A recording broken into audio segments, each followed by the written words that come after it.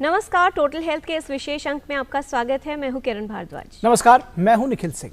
वर्तमान स्थिति में सभी के सामने एक ही इच्छा या फिर कहें कि एक ही चुनौती है कि स्वयं को स्वस्थ कैसे रखा जाए। चाहे संक्रमण से बचाव की बात हो या फिर स्वस्थ जीवन शैली अपनाने की, बात यही है कि कोई एक ऐसा तरीका जो हमें स्वस्थ रखने में भी उपयोगी हो, सहायता करे, साथ ही बीमारियों से बचाव भी कर पाए। इन तमाम सवालों के जवाब मिलते हैं आयुर्वेद में, जो हमारा प्राचीन ज्ञान है, जीवन जीने का एक तरीका है और एक ऐसा ज्ञान है जो हमें स्वस्थ जीवन शैली जीना सिखाता है, साथ ही रोगों से बचाव भी करता है और उनके इलाज भी करता है। बिल्कुल, जैसा कि आपने कहा किरण, सिर्फ ये रोगों का इलाज ही नहीं करता आयुर्वेद, बल्कि और यहाँ पे आपको सीधे पहले इस आयुर्वेद पर चर्चा के लिए हम ले चले हैं योग और आयुर्वेद पे। हम आपको लिए चलेंगे किरण रिजिजू इस कार्यक्रम में शिरकत कर रहे हैं। सीधी तस्वीरें आप देखिए। श्वास भरते हुए सिर और कमर को पीछे ले जाए, श्वास छोड़े और सामान्य श्वास के साथ। तो योग और आयुर्वेद का आपस में अन्योन्याश्रित संबंध है, एक दूसरे के साथ में जुड़े हुए हैं। ये 100 दिन जो काउंटडाउन है, 21 जून अंतर्राष्ट्रीय योग दिवस की, उसकी शुरुआत हो चुकी है और ये बेहद महत्वपूर्ण क्षण है। इसकी शुरुआत की जा चुकी है 100 दिन पहले और खेल और युवा मामलों के मंत्री किरण रिजिजू स्वयं इसकी अगुवाई के लिए आ चुके हैं किरण, और निश्चित तौर पर इसको देश भर में ही नहीं बल्कि पूरी दुनिया में इसका प्रसार जो है जिस गति से हो रहा है उसको और बढ़ाने की जरूरत है। आज की जीवन शैली की बात की जाए तो बेहद अहम हो जाता है कि सभी योग को अपने जीवन में शामिल करें, क्योंकि योग वो तरीका है जीवन जीने का जो मन आत्मा को परमात्मा से मिलाता है और जो हमारी रोज़मर्रा की ज़िंदगी है उसके साथ साथ जो आध्यात्मिक शक्ति है उसके बीच में संतुलन बिठाकर शायद हम सभी को यह सिखाता है कि हम किस तरह से ऐसी भागदौड़ भरी और तनावपूर्ण जिंदगी में भी अपना स्वास्थ्य बेहतर बना सकते हैं और उसे बरकरार रख सकते हैं। बिल्कुल ठीक कह रहे हैं किरण, और कहा भी जाता है कि योगा कर्मस कौशलम, यानी कर्म करने का जो ज्ञान है वही योग है, और ये हम देख सकते हैं। और ख़ास तौर पर आज जब हम अपनी इस चर्चा में बताएंगे कि किस तरह से योग और आयुर्वेद एक दूसरे के पूरक हैं, किस तरह से जीवन जीने की कला है, किस तरह से स्वस्थ रहना सिखाते हैं, सिर्फ रोगों को दूर भगाने के लिए नहीं बल्कि अपने आहार विचार, अपनी संस्कृति से, अपनी सोच से, अपनी विचारधारा से, कुल मिलाकर किस तरह से स्वस्थ रहा जा सकता है, किस तरह से सात्विक रहा जा सकता है और किस तरह से जीवन में प्रसन्न चित्त रहने के सूत्र ढूंढे जा सकते हैं, ये योग हमें सिखाता है और आयुर्वेद इन पर बल देता है। तो निश्चित तौर पर ये दिन बेहद खास है, ये क्षण बेहद महत्वपूर्ण है इस लिहाज से भी कि योग के प्रसार के लिए इस तरह की भागीदारी बेहद जरूरी है। योग और आयुर्वेद दोनों ही साथ साथ जीवन में चलने चाहिए, जो भारतीय प्राचीन ज्ञान है जिसको न सिर्फ हमारे देश में माना गया है बल्कि अब विश्व पटल पर भी इसकी उपयोगिता सामने आई है।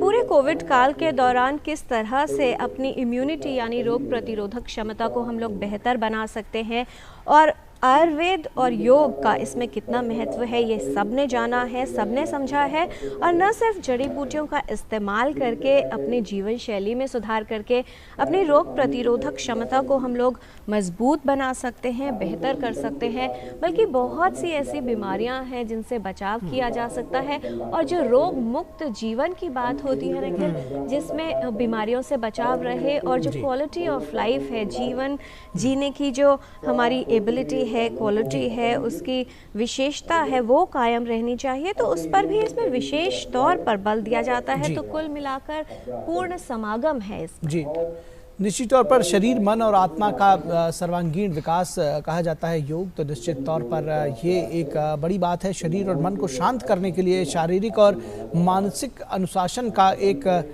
संतुलन है, तो इस संतुलन को अपने जीवन में बनाए रखने की ज़रूरत है, इसको आगे बढ़ाने की ज़रूरत है।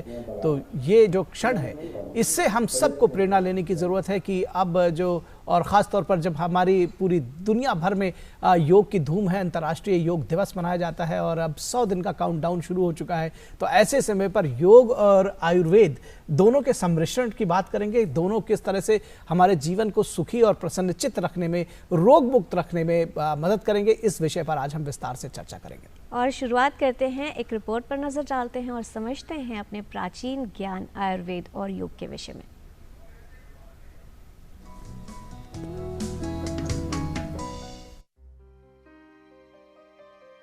आयुर्वेद जीवन का विज्ञान है जो प्रकृति के साथ, प्रकृति के करीब रहकर जीवन जीना सिखाता है। आयुर्वेद स्वस्थ जीवन का आधार है। आयुर्वेद एक स्पष्ट, संक्षिप्त, सहयोगी विज्ञान है और जीवन के सभी पहलुओं को शामिल करता है। लोगों को अपने मन और शरीर में एक प्राकृतिक तरीके से संतुलन लाकर स्वास्थ्य प्रदान करता है। आयुर्वेद के अनुसार मानव शरीर 5 तत्वों पृथ्वी, जल, अग्नि, वायु और आकाश से बना है। इन तत्वों में असंतुलन समस्या का कारण बनता है। आयुर्वेद के मूलभूत सिद्धांत के अनुसार शरीर में वात, पित्त और कफ, जब इन 3 मूल तत्वों का असंतुलन होता है तो बीमारी शरीर को प्रभावित करती है। आयुर्वेद में इन्हीं 3 तत्वों का संतुलन बनाया जाता है। साथ ही आयुर्वेद में रोग प्रतिरोधक क्षमता विकसित करने पर भी बल दिया जाता है ताकि किसी प्रकार का रोग उत्पन्न न हो। आयुर्वेद में विभिन्न रोगों के इलाज के लिए हर्बल उपचार, घरेलू उपचार, आयुर्वेदिक दवाओं, आहार संशोधन और ध्यान का प्रयोग किया जाता है। इससे न सिर्फ शरीर स्वस्थ रहता है बल्कि मन भी शांत बनता है। आयुर्वेद में उपचार होता है, साथ ही ये जीवन जीने का एक ऐसा तरीका सिखाता है जिससे जीवन स्वस्थ और खुशहाल बने। किरण भारद्वाज, टोटल हेल्थ।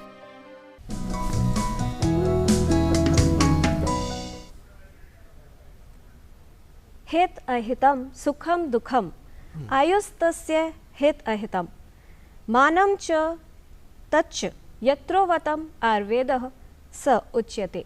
यानी आयुर्वेद वो ज्ञान है जो पथ्य अपथ्य हमारे जीवन के लिए हितकारी या अहितकारी, साथ ही जीवन जीने की शैली, रोगों से बचाव और रोगों के उपचार के उपाय बताता है।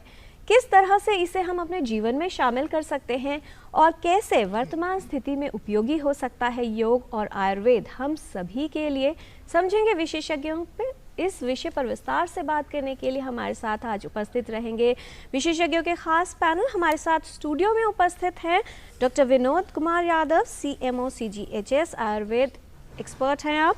हमारे साथ डिस्कशन में शामिल रहेंगे doctor Hemant Panigrahi, senior research officer, central council for research in Ayurvedic sciences. Studio में हमारे साथ उपस्थित रहेंगे डॉक्टर KD महापात्रा, आप असिस्टेंट प्रोफेसर आयुर्वेद एंड यूनानी तिब्बिया कॉलेज से। साथ ही डिस्कशन में शामिल होंगे डॉक्टर नीरज जसवाल, डायरेक्टर अवनीत आयुर्वेद पंचकर्मा, नई दिल्ली से।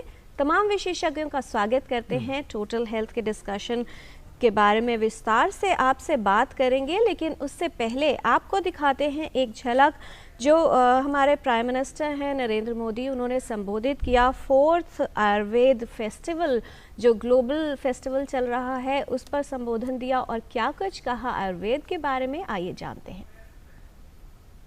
Ayurveda takes care of many aspects. It ensures good health and long life. Ayurveda could rightly be described as a holistic human science. The current situation presents a right time for Ayurveda and traditional medicines to become even more popular globally. There is growing interest towards them. The world is seeing how modern and traditional medicines both are important to further wellness. तो अब आयुर्वेद सिर्फ इस बात की बात नहीं करता कि दवाओं का इलाज क्या हो, वेलनेस की बात करता है और प्रधानमंत्री ने भी वेलनेस टूरिज्म की बात कही है। आइए सुनते हैं।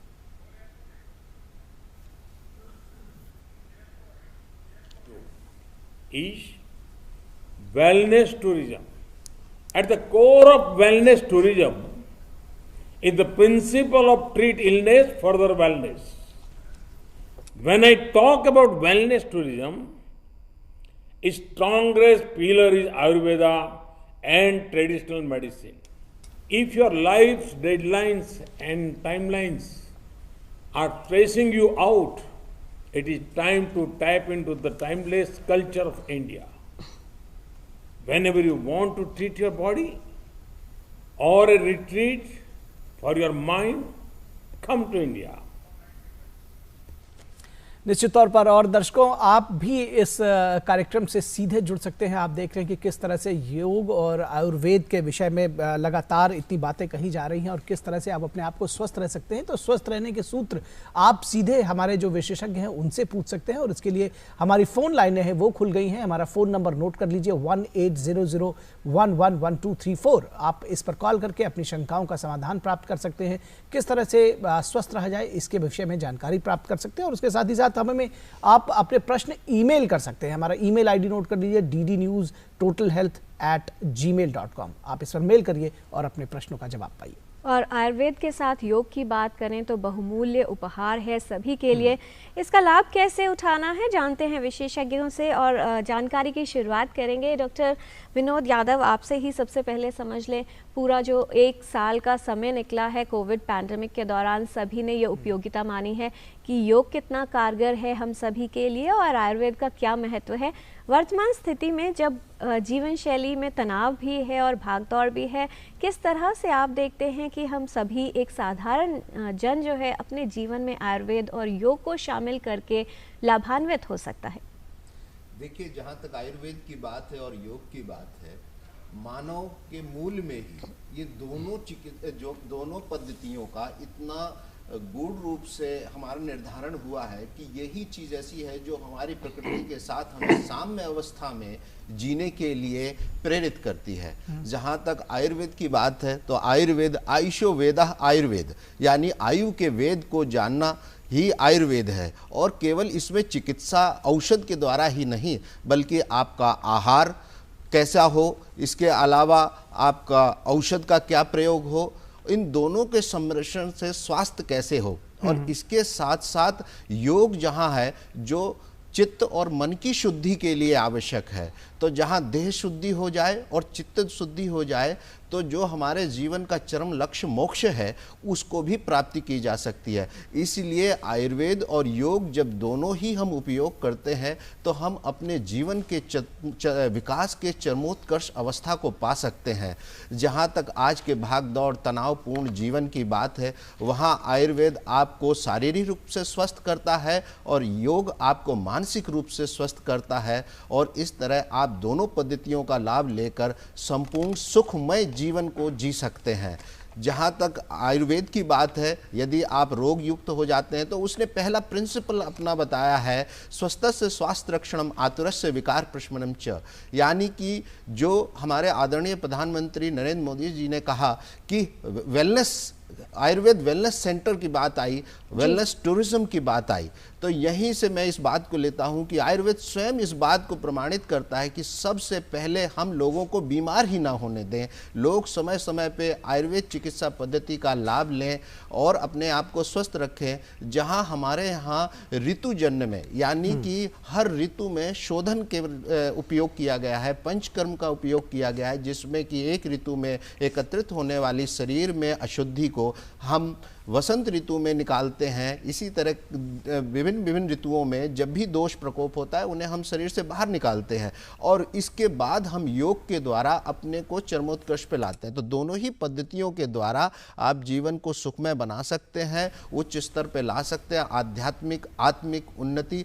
और एक महत्वपूर्ण बात है, यदि पूरे समाज या संसार का एक साथ कल्याण करना है तो आयुर्वेद और योग के बिना आप ये संभव नहीं कर सकते हैं। निश्चित तौर पर। और इस पे जैसा कि आपने बताया कि आहार विहार ये बेहद ज़रूरी है, किस तरह से जो भोजन है हमारा और किस तरह से जो स्वस्थ जीवन शैली है वो उपयोगी है। Doctor KD. महापात्रा से समझते हैं। Doctor KD. महापात्रा, कहा जाता है कि इस एक कहावत है कि एक व्यक्ति के लिए जो भोजन है वो दूसरे व्यक्ति के लिए जहर भी हो सकता है। किस तरह से आयुर्वेद में ख़ास तौर पर संतुलित आहार का महत्व दिया गया है कि व्यक्ति स्वस्थ रहे, उसको रोग ना होने पाए, इसलिए आहार का क्या महत्व है?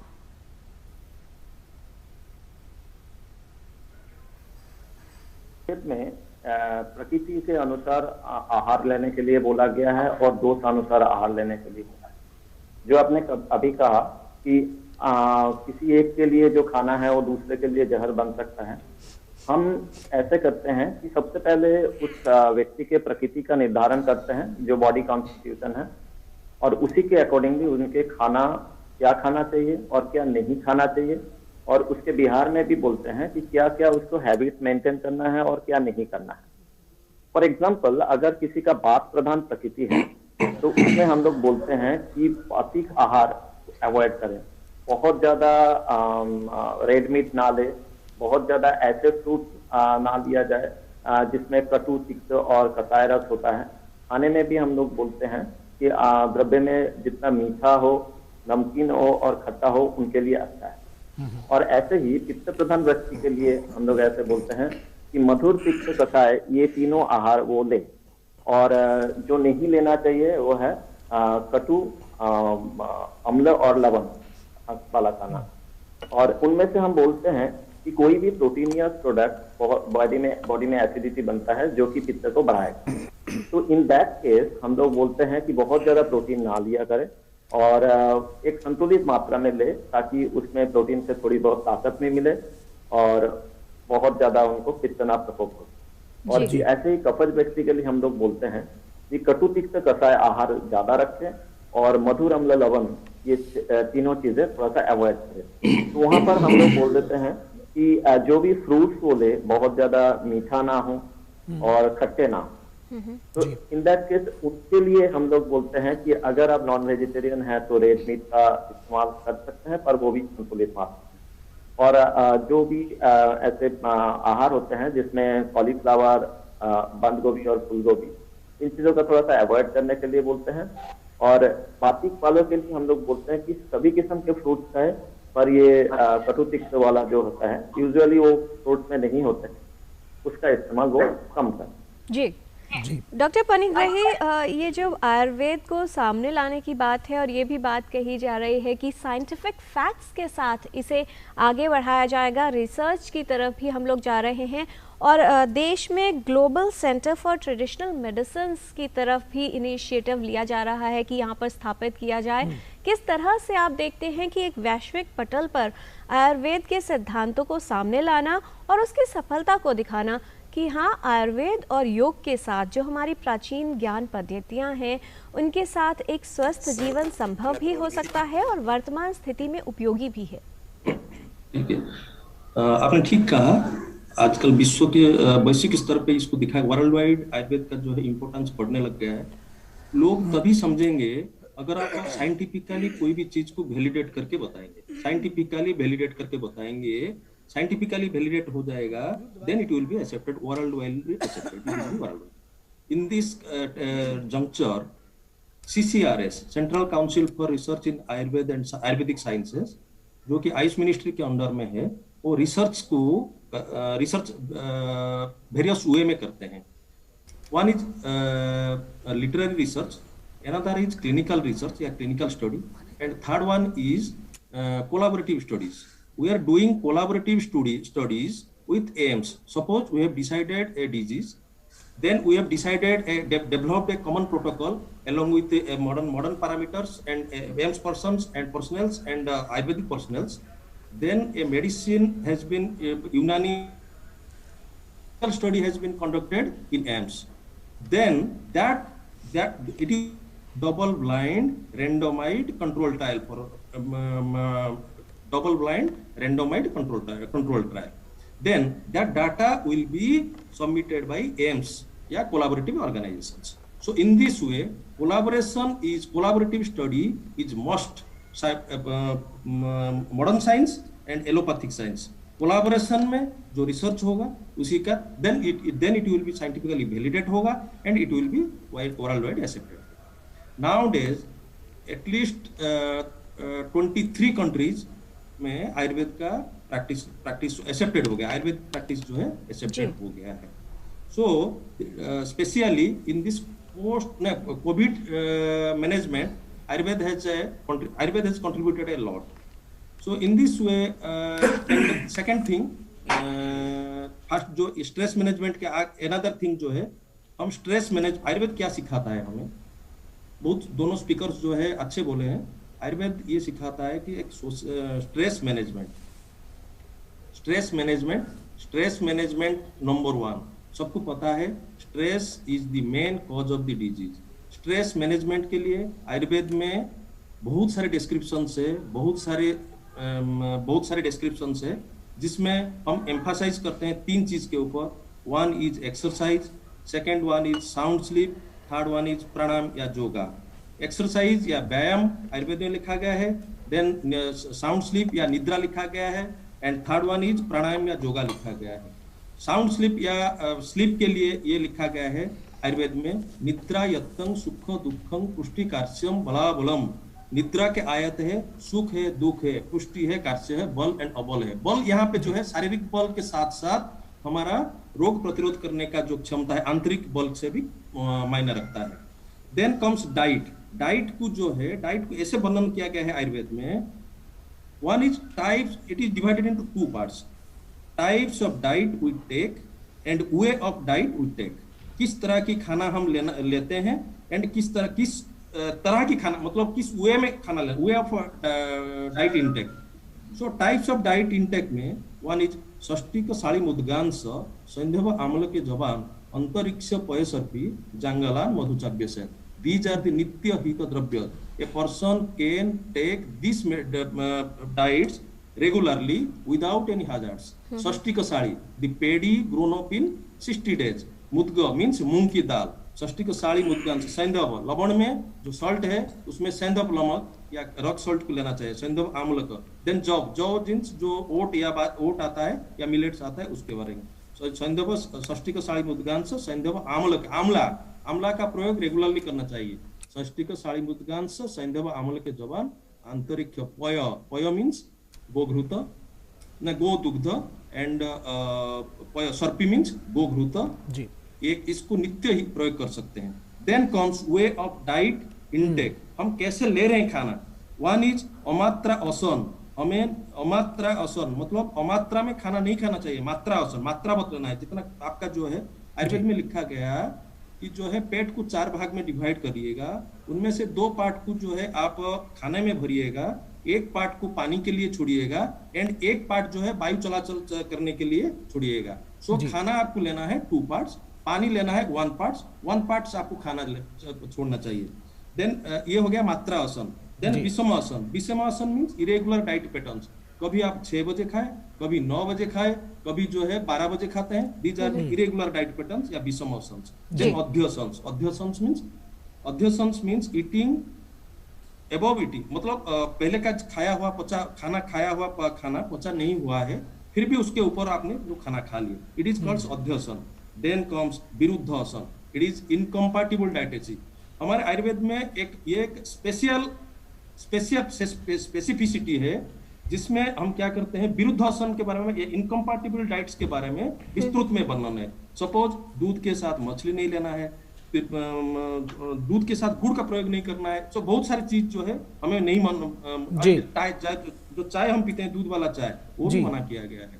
सो अमात्रा आसन, विषम आसन, अध्यसन एंड। डॉक्टर पाणिग्रही, हम आपके पास दोबारा आएंगे, इससे पहले हमारे साथ में एक कॉलर है जो बहुत देर से इंतजार कर रहे हैं। दरअसल बहुत सारे कॉलर्स हैं जो जिनके फोन्स आ रहे हैं लगातार।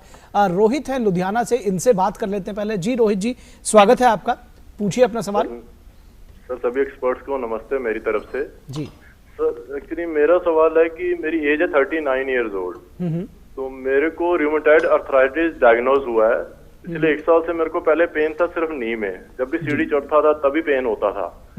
उसके बाद अभी जो है मेरे हैंड्स में भी मॉर्निंग में स्टिफनेस आ रही थी, तो they did a test, allopathy doctor मैंने कांटेक्ट किया था, तो उसमें एंटीसीसीपी पॉजिटिव आया था, 135 था। तो अभी मैं ये पूछना चाह रहा था, can I rely on Ayurvedic completely for rheumatoid arthritis और नॉट? जी डॉक्टर महापात्रा, आप इनके प्रश्न का जवाब देना चाहेंगे? इसमें मैं आपको बताऊंगा कि आपको एक बार एसओ टाइटर भी चेक करना चाहिए कि साथ में रिमेटिक आर्थराइटिस भी है या नहीं है। एंटीसीसी बढ़ा हुआ है, रिमेटॉइड फैक्टर बढ़ा हुआ है, ऑब्वियसली रिमेटॉइड आर्थराइटिस तो है। और कहीं सारे हमने पेशेंट से देखा है कि उनके साथ रिमेटिक भी है, कभी कभी बीच बीच में फीवर भी आता है, तो रिमेटिक को हम इग्नोर कर जाते हैं। इन बोथ केसेस में सबसे पहले जो लेना चाहिए, जैसे आहार और विहार के बारे में, आपको ऐसे कोई भी आहार नहीं लेना चाहिए जिसमें आम बहुत बढ़ता हो, इंडाइजेशन बहुत हो और पात बहुत बढ़ता हो। ठीक है, सभी किस्म के गोभी आपको बंद करना पड़ेगा। और ऐसे कुछ खाने रखेंगे जिसमें फ्रूट में भी हमने अभी आपको डिस्कस की क्या क्या देना है। इसके अलावा जो मेन बात होता है कि पंचकर्म, आम बात में इसको अगर हम लोग देखते हैं तो आम बात में पंचकर्म का एक बहुत बड़ा रोल है। सबसे पहले हम लोग बमन करा के उसके बाद विरेचन दे के बस्ती देते हैं। इसके अलावा क्योंकि ये एक ऐसा डिजीज है, ऑटोइम्यून डिजीज, जिससे आपको पंचकर्म के बिना निजात नहीं मिलेंगे। अब आयुर्वेद में जाएंगे, अगर सिर्फ दवाइयों पे ऊपर आप भरोसा करते हैं तो उसमें थोड़ा सा टाइम लग जाएगा और आराम भी पूरा नहीं आएगा। इसमें मेन बात होता है कि रोज ही आपको कैस्टर ऑयल थोड़ा सा लेना है ताकि पेट ठीक से साफ हो और वायु वृद्धि बिल्कुल भी ना हो। किरण तेल से ही बोलते हैं कैस्टर ऑयल, कि रोज 3 चम्मच करके आप रात को ले लें दूध से मिला के। और दूसरी बात होता है कि आपके आसपास जो भी पंचकर्म सेंटर है वहां पर जाके आप पंचकर्म कराने की बात करिए। इससे आपको देखना कि 1 से 1.5 साल के अंदर आप इस बीमारी से पूरी तरीके से निजात मिलेगा। बाद में आपको किसी भी किस्म के दवाइयों की जरूरत नहीं पड़ेगी। और हाँ, आहार और विहार के बारे में आपको ख्याल रखना है कि आपका प्रकृति क्या है, उसी हिसाब से आपको आहार जस्ट मेंटेन करना है। और दवाइयों से आपको बिल्कुल मुक्ति मिल जाएगी और ना ही कोई सिम्टम्स आप में आएंगे। जैसे आप बता रहे हैं कि दर्द सिर्फ अगर घुटनों में दर्द है, जैसे हम लोग बोलते हैं रिमेटिक आर्थराइटिस में, apart from rheumatoid arthritis, bite the joint lick the heart. तो इन आपको एक बार एसो टाइटर देख के, रिमेटिक और सीआरपी, ये दोनों देख के, 2 चीजें ये देख के आपको रिमेटिक आर्थराइटिस भी उसके साथ है या नहीं है रूट आउट। जी बिल्कुल, ये सीधी तस्वीरें हमारे दर्शक देख पा रहे हैं। केंद्रीय मंत्री किरेन रिजिजू योग का जो सेशन है उसमें शिरकत कर रहे हैं, उसकी अगुवाई कर रहे हैं। और फिलहाल डॉक्टर विनोद यादव, एक बार जब योग की बात फिर से आई है, हम ये जानना समझना चाहेंगे, जैसे कहते हैं कि योग जो है वो आयुर्वेद की सिस्टर फिलॉसफी है, किस तरह से दोनों के बीच में समन्वय बनाया जा सकता है और किस तरह से स्वस्थ जीवन के लिए इनको अपनाया जा सकता है, किस तरह से दीर्घायु होने का ये एक विज्ञान है। देखिए, जहाँ तक आयुर्वेद और योग की बात है, ये कोई अलग अलग नहीं है। आयुर्वेद में ही योग है और योग में ही आयुर्वेद है। बस दोनों की थोड़ी थोड़ी क्या है कि आयुर्वेद में जहाँ औषध का उपयोग है वहाँ योग में औषध का उपयोग नहीं है। और ये दोनों की बड़ी सुंदर बात है कि बिना औषध दवाइयों के योग के द्वारा आप पूर्ण स्वस्थ लाभ ले सकते हैं। जहाँ तक है शारीरिक स्वास्थ्य की बात, तो आयुर्वेद उसमें बहुत आगे है। और एक बीमार आदमी के लिए भी जो आयुर्वेद का चिंतन है वो अद्वितीय है, जिसके द्वारा वो शारीरिक स्वास्थ्य पूर्ण लाभ लेकर और योग के द्वारा अपने शारीरिक के साथ साथ मानसिक आध्यात्मिक उन्नति के लिए भी प्रेरित हो सकता है। योग उसकी शारीरिक क्षमता को भी बढ़ाता है, लेकिन जहाँ बीमार आदमी की प्रश्न आता है वहाँ आयुर्वेद से पहले यदि हम उसकी चिकित्सा कर लें और उसके बाद योग में उसको प्रेरित करें तो आप पूर्ण एक स्वस्थ समाज का निर्माण कर सकते हैं। क्योंकि शारीरिक स्वास्थ्य के साथ साथ आपके मानसिक स्वास्थ्य, स्वस्थ विचारों की उत्पत्ति होती है और आप योग के द्वारा मानव कल्याण ही नहीं सृष्टि कल्याण के लिए प्रेरित होते हैं। तो हम ऐसी समाज, सृष्टि, संसार का निर्माण कर सकते हैं आयुर्वेद और योग के द्वारा, जिसमें हमारा संपूर्ण समाज, हमारा पूरा देश स्वस्थ हो सकता है और पूरे विश्व को हम इसमें लाभ दे सकते हैं। डॉक्टर नीरज जायसवाल, आयुर्वेद का जो मूलभूत सिद्धांत है कि जीवन शैली ऐसी हो जिसमें भोजन जो है वो औषध की तरह लिया जाए, जिससे दवाओं की आवश्यकता ना पड़े और बीमारियां ना घेरें, किस तरह से आप देखते हैं स्वस्थ व्यक्ति अगर है कैसे वो योग का उपयोग कर सकता है, आयुर्वेद का उपयोग कर सकता है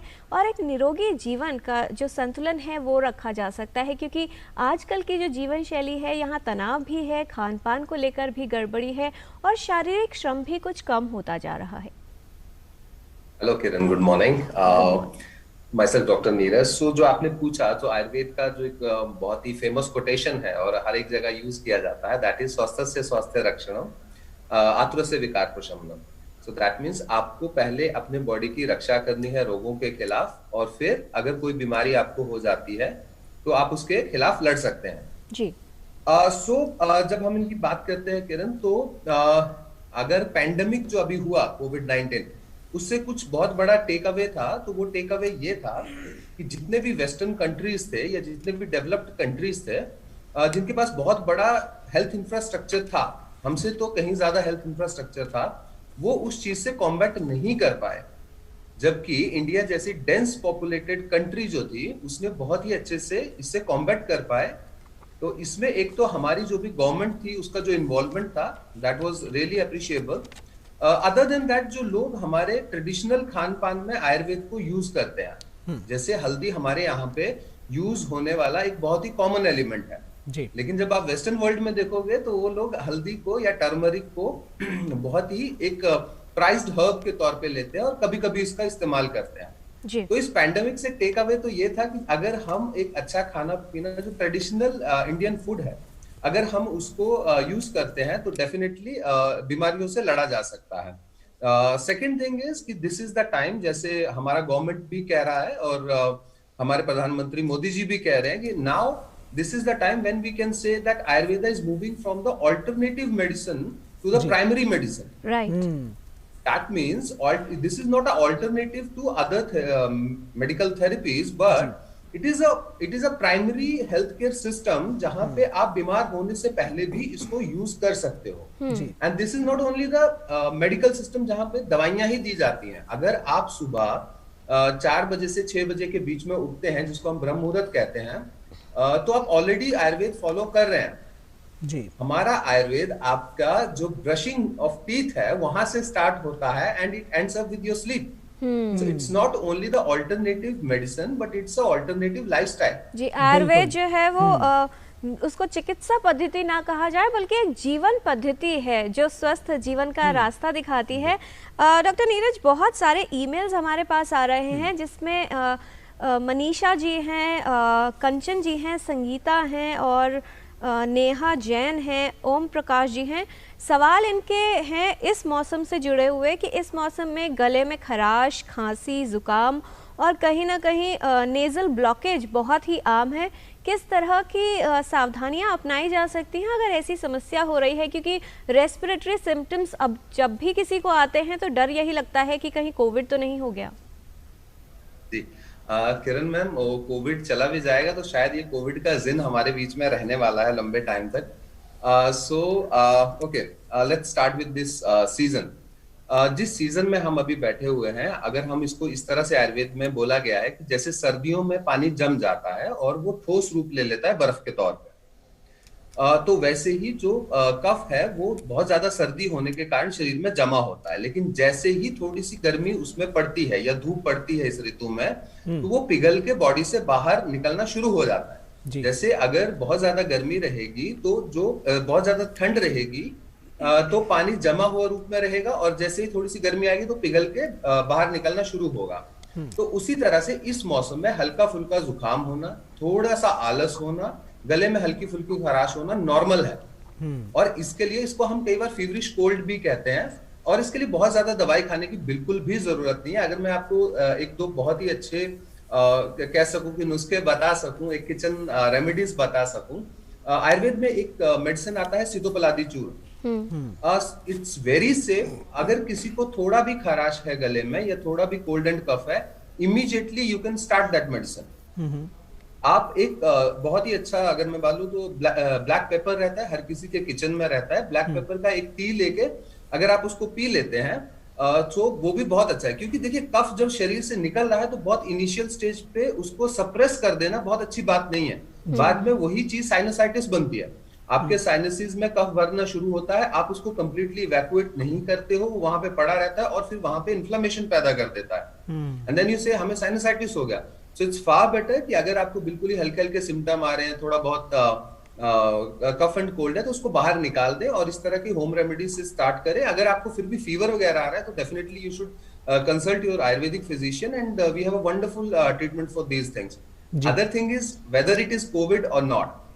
Look, it's very difficult to say in today's testing time that is it a COVID or not. So nowadays the protocol is we are taking everything as a COVID, else proven otherwise. मतलब हम पहले तो यही सोच रहे हैं कि COVID ना, so first of all you should isolate yourself. बहुत ज्यादा लोगों से ना मिले, अपने घर पे भी अपना जो मूवमेंट है वो रिस्ट्रिक्ट कर दें। आजकल टेस्टिंग बहुत सस्ती भी हो गई है और रेडिली अवेलेबल भी हो गई है।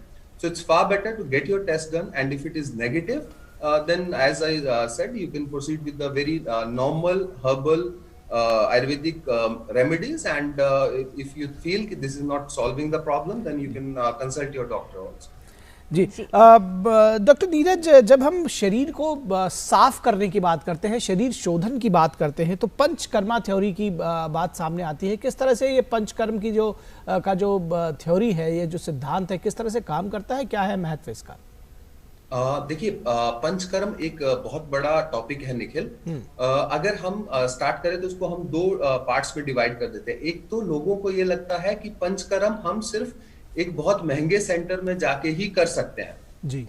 अगर आप जैसे मिनिस्ट्री ऑफ आयुष ने जब कोविड का टाइम था तो नेजल ड्रॉप्स डालने के लिए कहा गया था। That is a panchakarma at home, जिसको हम अगर सेंटर में करते हैं दैट इज नस्यम। अगर हम घर में करते हैं जिसको हम नेजल ड्रॉप्स डालते हैं that is also part of panchakarma. अगर आप गंडुश करते हैं, मतलब सुबह सुबह कुल्ला करते हैं, वो आप पानी से भी कर सकते हैं मुंह साफ करने के लिए। आपको अगर वातज डिसऑर्डर्स है, थोड़ा ऊपर प्रॉब्लम है, तो आप ऑयल से भी कर सकते हैं, जिसको हम ऑयल पुलिंग का नाम दे रहे थे कोविड के टाइम पे। और अगर आपको डाइजेस्टिव इश्यूज है तो आप कषायस के साथ भी कर सकते हैं। Now this is the panchakarma at home that you can practice. अभी डॉक्टर केडी महापात्रा जी ने भी बताया कि अगर आपको रुमेटॉइड अर्थराइटिस है, अगर आप कैस्टर ऑयल घर पे लेते हैं, वो भी पार्ट ऑफ शोधन है। तो बॉडी को किसी भी तरीके से साफ करने को पंचकर्म कहते हैं जी। और उसमें अलग अलग रास्तों से जब टॉक्सिन्स को निकाला जाता है depending upon their presence in the body. जैसे अपर पार्ट में अगर कोई भी प्रॉब्लम होता है तो उसको हम वमन के थ्रू बाहर निकालते हैं, जो केडी महापात्रा सर ने बताया था आपको। वॉमिटिंग के थ्रू हम उस टॉक्सिन को बाहर निकालते हैं। और जब ये निचले पार्ट में होता है, आपके बेसिकली स्टमक के पार्ट में होता है, तो हम उसको विरेचन के थ्रू निकालते हैं। और अगर ये अधो शाखा में होता है, जैसे कि आपकी टांगों में होता है, जो वात प्रधान एरिया है, तो उस केस में हम बस्ती देते हैं। That is enema therapies. Enema का मतलब लूज मोशंस नहीं होता है। I am helpless that I have to use such words which are like very synonymous to loose motions and all, but this is how it is. So enema देते हैं, वो body की strengthening के लिए भी हो सकता है। फर्स्ट ऑफ ऑल, अगर पूरे शरीर में आपके कोई ना कोई विकार घूम रहा है, दोष घूम रहा है, देखिए आप एकदम से बीमार नहीं पड़ते हो। आयुर्वेद अलग अलग स्टेजेस बताता है बीमारी होने से पहले जी। अगर आपके सिर्फ थोड़ा सा आलस आ रहा है तो आपका हल्का सा कफ बढ़ा है, बट आप बीमार नहीं हो, आप उस कफ को निकाल सकते हो। लेकिन अगर पूरे शरीर में दोषास घूम रहे हैं तो आप उसको रक्त मोक्षण के थ्रू निकाल सकते हो। That is blood letting therapies. अगर आपको साइनसाइटिस, हेडेक, इस तरह का माइग्रेन, इस तरह का इश्यू रहता है तो आप उसको नस्यम के थ्रू निकाल सकते हो। ये मेनली 5 शोधन कर्म होते हैं, जिससे एक बार में, जैसे आयुर्वेद में चरक संहिता में कहा गया है कि जब आप ये पंचकर्म करते हो तो एक तरह से पेड़ को पूरी तरह से काट देते हो, लेकिन और उसके बाद उसकी रीग्रोथ ना हो तो उसके लिए मेडिसिन लेना भी जरूरी होता है पंचकर्म के बाद। लेकिन यस, अगर पेड़ बहुत बड़ा हो गया है तो उसमें सिर्फ आप औषधि डाल के उसको नहीं सुखा सकते हो, उसको आपको काटने के लिए, जड़ से सुखाने के लिए पंचकर्म की हेल्प लेनी पड़ेगी। जी जी। और फिलहाल हमारे साथ एक कॉलर हैं मध्य प्रदेश से, नारायण प्रसाद जी हैं फोन लाइन पर। नारायण प्रसाद जी, आपका स्वागत टोटल हेल्थ में। क्या जानना चाहते हैं आप? हम ये जानना चाहते हैं कि वात पित्त कफ त्रिदोष हैं, इन्हें हम कम बड़ा मात्रा कैसे समझें कि हमारे शरीर में ज्यादा है कम? जी डॉक्टर महापात्रा, किस तरह से ये पता किया जा सकता है कि जो त्रिदोष है उनका असंतुलन हो रहा है और कौन सा तत्व बढ़ रहा है शरीर में? देखिए, इसके स्पेसिफिक फीचर्स होते हैं कि अगर वायु वृद्धि होता है तो शरीर में दर्द थोड़ा सा ज्यादा रहेगा और शरीर में रूखापन थोड़ा सा ज्यादा रहेगा, स्किन बहुत ही ज्यादा रूखा हो जाएगा। और एज अकॉर्डिंग टू डिजीजेस, जो भी वातव व्याधि है, लगभग 80 प्रकार के वातव व्याधि में कोई एक प्रकार का होगा। जरूरी नहीं है कि बीमारी हो ही जाए, उसके कुछ लक्षण आ सकते हैं। तो वो जो हमने बताया कि दर्द कहीं पर हो रहा हो, कहीं पर इंडाइजेशन हो रहा हो और शरीर में रूखापन आ रहा हो, मन बहुत चंचल हो रहा हो, इरिटेबिलिटी बहुत ज्यादा बढ़ रहा हो, तो हमें समझ लेना चाहिए कि ये वायु वृद्धि हो रहा है। चित्त वृद्धि का लक्षण जो होता है, अगर मानसिक तौर पर देखा जाए तो क्रोध शरीर में बहुत ज्यादा आएगा, किसी चीज को सहन नहीं कर पाते, जो आयुर्वेद में बोलते हैं कि क्लेश असहिष्णुता। और तीसरी बात होता है कि स्किन में पिंपल्स बहुत सारा आ सकता है या स्किन में किसी भी किस्म के इन्फेक्शन आ सकता है। और चित्त वृद्धि का और एक लक्षण होता है हाइपर एसिडिटी, शरीर में कहीं पर जलन भी हो सकता है और एसिड की मात्रा बढ़ने से जो फीचर्स आते हैं वो हो सकता है। और निद्रा की कमी, मतलब नींद एकदम बार बार डिस्टर्ब होगा या नींद आएगा ही नहीं। और कफ के जो लक्षण होते हैं कि कफ बहुत गुरु होता है, तो बार बार सर्दी जुकाम होना, सिर बहुत भारी रहना, गले में हमेशा खराश बने रहना, और यहाँ भी इंडाइजेशन होगा। पर यहाँ पर मेन बात जो होता है अरुचि, खाने में रुचि नहीं आएगा। तो इन सभी चीजों को निजात पाने के लिए हमने अभी जो आहार विहार का डिस्कशन किया था वो आप पालन करें। और डॉक्टर जायसवाल जो बता रहे थे कि पंचकर्म, जैसे ऋतु अनुसार हमें पंचकर्म करना पड़ता है, उसी हिसाब से अभी बसंत ऋतु चल रहा है, तो हमें वमन करवा लेना चाहिए। और जैसे ही शरद काल आएगा अक्टूबर नवंबर में हमें विरेचन करना चाहिए, और जून जुलाई में जैसे ही वायु वृद्धि का समय काल है और उस समय हमें बस्ती कर लेना चाहिए। देखिए ये तो अभी कोविड पैंडेमिक सिचुएशन गया है, ये समय हमारे मिनिस्ट्री ऑफ आयुष ने बहुत सारे रिसर्चेस, बहुत सारे काम किए हैं। इसमें हमने ये देखा है कि जिन लोगों में पंचकर्म हुआ था पहले से, उन लोगों में किसी को भी कोविड नहीं हुआ। और ये भी देखा कि एक ही घर में 4 लोगों को हो गया, और एक दूसरा जो पहले से ही बीमार थे, IELTS के केस था या ब्रोंकाइटिस का केस था, उनको कोविड नहीं हुआ था, क्योंकि उसमें पंचकर्म पहले से ही हुआ था। तो अभी पंचकर्म का जो फायदे हैं, जो आम जनता तक इसकी जानकारी जाना चाहिए कि पंचकर्म से आप आगे के लिए स्वस्थ रहते हैं। जो कोविड सिचुएशन, ऐसे ही सिचुएशन हमारे आयुर्वेद में बताया गया है, एक अलग से चैप्टर बताया गया है जनपद उद्भव, उसमें 2 किस्म का चिकित्सा बताया, एक रसायन और दूसरा पंचकर्म, और पूर्व हित, तो पहले से हम लोग खाना सही से ले रहे थे। तो रसायन द्रव्य के बारे में आपको कहा था, आयुष काढ़ा भी था, च्यवनप्राश भी था, तो ये बहुत अच्छे रसायन हैं। और गिलोय, अश्वगंधा, पिप्पली, यक्षिमधु, ये रसायन पर्पस में आते हैं। और जो पंचकर्म के बारे में कहा जाता है कि पंचकर्म पहले से अगर उन्होंने लेके रखा है तो वो बहुत फायदेमंद रहा। और नस्ते के बारे में डॉक्टर जायसवाल ने कहा कि नस्ते जिन लोगों को है वो आयुष प्रोटोकॉल में भी था हमारे, और इसमें काफी पेशेंट को हमने बचाया है। और ये देखा गया है कि कोविड पैंडेमिक सिचुएशन में हमने इससे बहुत लोगों को फायदा पहुंचा है। जी, तो संदेश स्पष्ट है निखिल कि अगर इम्यूनिटी यानी रोग प्रतिरोधक क्षमता अगर मजबूत है तो चाहे कोविड हो या कोई अन्य संक्रमण, न सिर्फ उसका खतरा कम होता है, संभावना कम होती है, लेकिन अगर किसी वजह से व्यक्ति को संक्रमण हो भी जाता है तो उसका प्रभाव काफी सामान्य रहता है। बिल्कुल। तो योग और योग और जो आयुर्वेद का जो अमृत है वो लगातार हमारे विशेषज्ञ हमारे दर्शकों तक पहुंचा रहे हैं, और उसको हम लेना जारी रखेंगे। लेकिन फिलहाल रुकेंगे एक छोटे से ब्रेक के लिए। आप कहीं मत जाइएगा, हम जल्द हाजिर होंगे। श्रीखंड डिलीशियस, थोड़ा टेढ़ा थोड़ा सीधा, थोड़ा मीठा थोड़ा खट्टा, पर ढेर सारा श्रीखंड डिलीशियस। कभी डेजर्ट, कभी स्टार्टर, कभी मेन कोर्स भी करे टेस्टियर, बनाए खाने को श्रीखंड डिलीशियस, करे हर मील कंप्लीट, बनाए oh so delicious every treat, because it is shrikhand delicious. Digital banking का है जमाना, टाइम है बचाना। डिजिटल बैंकिंग है आसान, करो चाहे कोई भुगतान, एनी टाइम एनीवेयर, सेफ है, फास्ट है, हर पेमेंट उंगलियों पे सेट है। लेन देन के हैं ऑप्शंस कई, IMPS, NEFT, UPI भी। 24 घंटे करते ये काम, पेमेंट आसान और रहे आराम। RBI कहता है जानकार बनिए, सतर्क रहिए।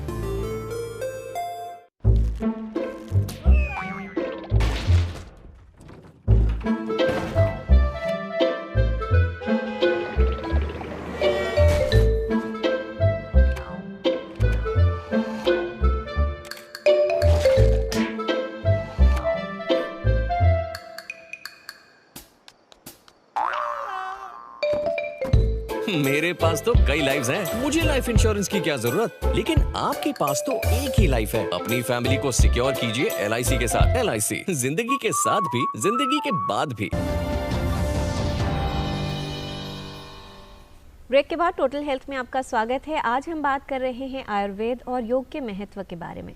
बिल्कुल। और जब बात आयुर्वेद और योग की होगी, बात आयुर्वेद में शल्य चिकित्सा का कितना महत्व है, इस विषय पर बातचीत करेंगे। और डॉक्टर हेमंत पाणिग्राही, किस तरह से शल्य चिकित्सा के महत्व को देखते हैं? क्या शल्य चिकित्सा का, क्योंकि जब भी बात सर्जरी की आती है तो ऐसा एक जनश्रुति कह सकते हैं, एक भ्रम की स्थिति कह सकते हैं, क्या आयुर्वेद में इसका बहुत ज़्यादा महत्व नहीं है, या इसमें इसको लेकर के बहुत ज़्यादा जो रिसर्च या डेवलप्ड नहीं है? किस तरह से बताएंगे कि आयुर्वेद में कितनी शल्य चिकित्सा कारगर होती है और कहाँ पर जरूरी रहती है? ऐसा एक भ्रम अभी आजकल चलने लग गया कि आयुर्वेद में शल्य चिकित्सा नहीं होता है, लेकिन ये दिखा जाए आयुर्वेद का ही देन है शल्य चिकित्सा। सुश्रुत जो है एंशिएंट सर्जन है, फादर ऑफ सर्जरी है, उन्हीं का देन है, एंड उसी को मॉडिफाई करके शल्य शास्त्र का सर्जरी, जो मॉडर्न सर्जरी डेवलप कर लिया गया।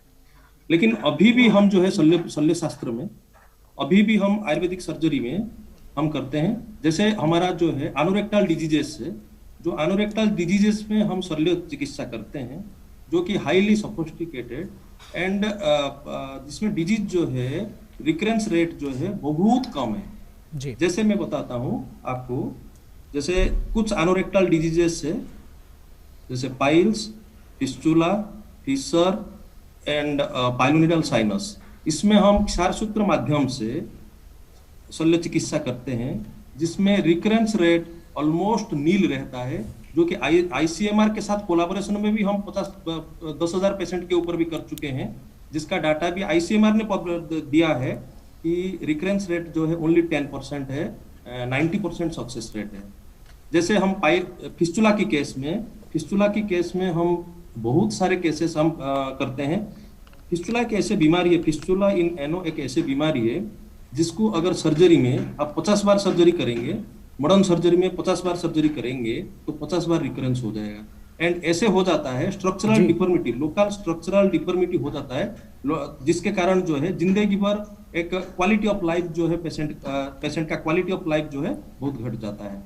क्षारसूत्र आज के दिन में हम लोग CCRS जो है ओल्ड मेथड को छोड़ के ऑटोमेटेड क्षारसूत्र मशीन IIT दिल्ली के कोलैबोरेशन में डेवलप कर लिया गया, जो कि हाईली सोफिस्टिकेटेड थ्रेड्स है एंड नैनो पार्टिकल्स के हिसाब से काम करता है। हम क्या करते हैं फिस्टुला इन एनो में, there are so many types of fistulas are there, लेकिन हम उसको जाएंगे तो टाइम नहीं होगा आपको बताने में। लेकिन हम फिस्टुला में क्या करते हैं, क्षारसूत्र को हम अप्लाई करते हैं। लो एनल फिस्टुला हो, हाई एनल फिस्टुला हो, या सुप्रास्फिंक्टर, इंटरस्फिंक्टर, ट्रांसफिंक्टर फिस्टुला हो, हम यूज करते हैं। इसमें जो क्षारसूत्र में मुख्य द्रव्य है, एक अपामार्ग क्षार है, एनादर इज हल्दी है, एंड स्नूही लैटेक्स है, स्नूही यूफोर्बिया नेरिकुलिया का लैटेक्स है। वो क्या करता है, कैसे काम करता है मैं बताता हूँ आपको। जो ट्रैक्ट है उसमें जब एक थोड़ा सा छोटा सा घाव होता है, लोगों को समझ में नहीं आता है, लोकल डॉक्टर्स के पास जाते हैं, वो एंटीबायोटिक खिलाते हैं। तो एंटीबायोटिक खिलाने से क्या होगा, जो लोकल पॉस है वहीं पे एक्यूमुलेट हो जाता है, वहीं पे एक्यूमुलेट होता है, एंड ये जो है मल्टीपल चैनल्स अंदर बॉडी के अंदर क्रिएट कर देता है, जिसके कारण जो माइन्यूट चैनल्स है, माइन्यूट चैनल को मॉडर्न सर्जन नहीं देख पाते हैं, या इतना माइन्यूटली जाके एक छोटा सा कहीं बूंद रह गया तो जो है वो दोबारा कर देता है। तो हमारे जो क्षारसूत्र है, it is an ideal drug delivery system है। हम बार थ्रेड यूज करते हैं, जिसमें ये ड्रग को हम माइन्यूट चैनल तक छोड़ते हैं। एंड सेकेंड वन जो स्नूही होता है या यूफोर्बिया नेरिकुलिया का लैटेक्स होता है, it act as a curative agent along with a binding agent for apamarg kshar and हल्दी आपको सबको पता है, हल्दी इज एन एंटीबायोटिक। सो क्या करेगा अपामार्ग क्षार एंड स्नूही लैटेक्स क्या करेंगे, क्यूरेट करके ट्रैक्ट को निकाल देंगे। एंड जो हमारे साथ जो थ्रेड के साथ जो हरिद्रा लगा हुआ है, वो नैनो पार्टिकल्स के हिसाब से जो लगा हुआ है, वो माइक्रो चैनल्स में जाके हीलिंग कर देता है। सो कटिंग एंड हीलिंग साइमल्टेनियसली होता है, एंड धीरे धीरे क्या होता है, एक स्कारलेस सर्जरी हो जाता है फिस्टुला इन एनो। जी, तो जाहिर तौर पर डॉक्टर पाणिग्राही, एक शल्य चिकित्सा की बात की जाए तो वो भी सफल तरीके से की जा सकती है आयुर्वेद में, और डॉक्टर नीरज, आपसे ये समझ लें क्या संदेश आपका रहेगा उन तमाम युवाओं के लिए, क्योंकि अब कोविड के बाद का जीवन जो है इस तरह का है कि अपनी इम्यूनिटी को जाहिर तौर पर सभी को मजबूत बना के रखना है। तो जो व्यस्त दिनचर्या रहती है, अक्सर जो युवा होते हैं वो कहते हैं हमारे पास वक्त नहीं है, तो वो कम वक्त में भी किस तरह से आयुर्वेद और योग को अपने जीवन में शामिल कर सकते हैं? किरण मैम, देखिए वक्त तो सबके पास 24 घंटे हैं और जैसा हम पहले कह चुके हैं कि आयुर्वेद को आप प्रतिदिन प्रतिक्षण जीते हैं। आयुर्वेद को फॉलो करने के लिए हम लोगों को अलग से टाइम निकालने की बिल्कुल भी जरूरत नहीं है। जो भी हम काम कर रहे हैं उसको सही और गलत के तराजू में तोल के हम ये बोल सकते हैं अगर ये आयुर्वेद के हिसाब से इस तरह से सही है तो ये काम हमें इस तरह से करना चाहिए। जैसे कि हम फ्लोराइड युक्त कोई भी टूथपेस्ट यूज करते हैं, अगर उसकी जगह हमारे पास नीम अवेलेबल है तो वो बहुत अच्छा एक मेडिसिन है। आपने आयुर्वेद फॉलो कर लिया, उतने ही टाइम में टूथ ब्रशिंग आपने कर ली जितने में आप नॉर्मली करते हो और आपको आयुर्वेद का लाभ भी मिल गया। That is a one thing. तो हमें इसके प्रति और जागरूक होना है। अभी मैं एक और बहुत इंपॉर्टेंट चीज कहना चाहता हूँ कि जब हम खान पान की भी बात करते हैं तो कई बार हम कंफ्यूज होकर रह जाते हैं कि कितना प्रोटीन लेना चाहिए, कितना कार्बोहाइड्रेट लेना चाहिए, कितना फैट लेना चाहिए, विच इज मैक्रोन्यूट्रिएंट्स, एंड फिर माइक्रोन्यूट्रिएंट्स पे आते हैं। तो युवाओं को मैं ये कहना चाहता हूँ कि पहले तो you should listen to your body. आपको षड रस युक्त आहार लेना चाहिए, मतलब जिसमें 6 रस होते हैं, मधुर अम्ल लवण कटु तिक्त कषाय, मतलब हर तरह का फूड आपको लेना चाहिए और आपका बॉडी अपने आप उस चीज को क्रेव करता है। मैं आपको बहुत अच्छा एग्जांपल देता हूँ। त्रिफला एक ऐसा मेडिसिन है जो हर एक आदमी यूज करता है जी, ठीक है जी। और त्रिफला में हर तरह का रस होता है, लेकिन उसका परसेप्शन आदमी से एक आदमी से दूसरे आदमी में चेंज होता है। एक आदमी कहेगा कि इसका रस मुझे कड़वा लगा, दूसरा रस बोलेगा ये मुझे थोड़ा सा इसका रस खट्टा लगा। वो उस आदमी की नीड के ऊपर डिपेंड करता है कि उसको कैसे परसीव करता है। तो आयुर्वेद को बेसिकली अलग से टाइम निकाल के हमें फॉलो नहीं करना है, बस थोड़ा सा सजग रहना है और जो भी हम छोटे छोटे काम अपनी दिनचर्या में कर रहे हैं वो हमें करना चाहिए कि हमें जल्दी उठना चाहिए, तो उससे हमारा बाउल क्लीनिंग अच्छा होगा, तो हमें वैसे ही रोग कम होंगे। हमें टाइमली सोना चाहिए ताकि हमारी बॉडी टिश्यूज को रिपेयर होने के लिए प्रॉपर टाइम मिल सके। सो जैसे योग के ऊपर आप बात कह रहे हैं, तो हम एक ऑफिस की चेयर पे कैसे बैठे, जिसके ऊपर चेयर योगा भी आ गया है अभी, वो भी योग और आयुर्वेद का एक पार्ट है। आपको सिर्फ अपनी कॉन्शियस को इलेबोरेट करके उसको आत्मसात करना है कि मैं जो भी काम कर रहा हूँ क्या ये सही है या गलत है। थोड़ा टाइम लगेगा एक लाइफस्टाइल बनने में, लेकिन जब ये आपका लाइफस्टाइल बन जाएगा तो it's not at all time taking. बिल्कुल, तो सजग रहने की जरूरत है, समझने की जरूरत है कि किस तरह से योग को और आयुर्वेद को अपने जीवन में उतारे, कैसे उसको आत्मसात करें। डॉक्टर विनोद यादव, किसी ने लिखा है कि मैं वैद्य तो नहीं पर शायरी आयुर्वेदिक लिखता हूँ, वो पढ़ते जरूर हैं पर असर आहिस्ता आहिस्ता करती है। यानी ये कहा जाता है कि जो आयुर्वेद है वो बड़ा धीरे धीरे असर करता है, जड़ से तो दूर करता है। तो किस तरह से इसको ये समझा जाए कि अगर तुरंत और तीव्र इलाज की जरूरत है तो आयुर्वेद का उपयोग हो सकता है? देखिए, ये एक समाज में भ्रम फैल गया है कि आयुर्वेद धीरे काम करता है। मैं आपको ये बता दूं कि आयुर्वेद इतनी तेज़ी से काम करता है कि विद इन 5 मिनट्स आपको रिजल्ट दे सकता है, जो आपने कल्पना भी नहीं की। उदाहरण के तौर पे यदि हम मान लीजिए जो हम जैसे तीव्र बुखार आते हैं, इनमें हम कुछ आयुर्वेदिक औषधि ऐसी यूज़ करते हैं जो आमूमन सामान्य रूप से नहीं करते हैं, जो जन सामान्य को नहीं पता है, लेकिन पूर्ण रूप से बहुत तेज़ी से काम करने वाली औषधि है। मान लीजिए किसी को सीवियर कॉन्स्टिपेशन है और वो शाम को दवाई खाएगा और रात सुबह उसका पेट साफ होगा, हम विद इन 10 मिनट्स में उसका पेट साफ कर सकते हैं बस्ती चिकित्सा के द्वारा। तो ये एक भ्रम है। आयुर्वेद पूर्ण रूप से आशुकारी तरीके से बहुत तीव्र काम करता है, पर चूंकि जैसे कहते हैं कोई चीज़ धीरे धीरे पकती है, उसी तरीके से शरीर में हर चीज़ का एक समय होता है। उस समय को आयुर्वेद अपने ज्ञान से इस्तेमाल करता है और आपको पूर्ण चिकित्सकीय लाभ देता है। जहाँ जल्दी करने की बात होती है वहाँ आशुकारी चिकित्सा कार्य करती है। जी डॉक्टर यादव, नाड़ी को देखकर पहले वैद्य बता दिया करते थे कि व्यक्ति को समस्या क्या है, किस तरह से उपयोगी हो सकता है और किस तरह से इसका लाभ उठाया जा सकता है? देखिए, जहाँ तक नाड़ी विज्ञान है, वास्तव में ये प्राचीन काल में था, आज भी हम उपयोग करते हैं। मैं भी नाड़ी देखता हूँ और नाड़ी का उपयोग करके हम तुरंत ही, जैसे पेशेंट आता है उसका बीपी बढ़ा हुआ है या उसके कौन से दोष विकृत हैं, अपान वायु की विकृति है या उदान वायु की विकृति है, इस तरीके की कई सारी उसकी इवन की प्रकृति तक निर्धारित कर सकते हैं। रोगी अगर मान लो कि कई लक्षण नहीं भी बता पाता है तो भी हम नाड़ी के द्वारा उसका विश्लेषण कर लेते हैं, उसकी दोष अवस्था को विश्लेषण कर लेते हैं, उसके स्ट्रेस की अवस्था को विश्लेषण कर लेते हैं। जो नाड़ी है वो आपके शरीर के अंदर की पूरी जानकारी को हमें प्रदान करती है। तो एक नाड़ी विशेषज्ञ, ये वैद्य का अपना विशेषज्ञता है, उसकी अपनी एक योग्यता है जिस पे वो महारत हासिल करता है और रोगी को सही सही जानकारी बताकर उसको उपयोग में लाता है और समाज को लाभान्वित करता है। तो नाड़ी ज्ञान का उपयोग होता है आज भी और कल भी, और इसका और परिष्कृत रूप हम कोशिश कर रहे हैं। जी बहुत धन्यवाद देना चाहेंगे इस तमाम जानकारी के लिए doctor Vinod Yadav, doctor Hemant Panigrahi, doctor KD Mohapatra और डॉक्टर नीरज जसवाल। आप शामिल हुए इस डिस्कशन में और आयुर्वेद और योग से संबंधित इतनी विस्तृत और महत्वपूर्ण जानकारी आपने दी है। कहा जाता है कि true medicines come from earth, not from the labs. तो संदेश यही है, क्योंकि अगर हम स्वस्थ जीवन जीना चाहते हैं तो प्रकृति के करीब रहकर जीवन जीना होगा। कैसे, ये हमारे आयुर्वेद के जो एक्सपर्ट्स थे उन्होंने आपको बताया है।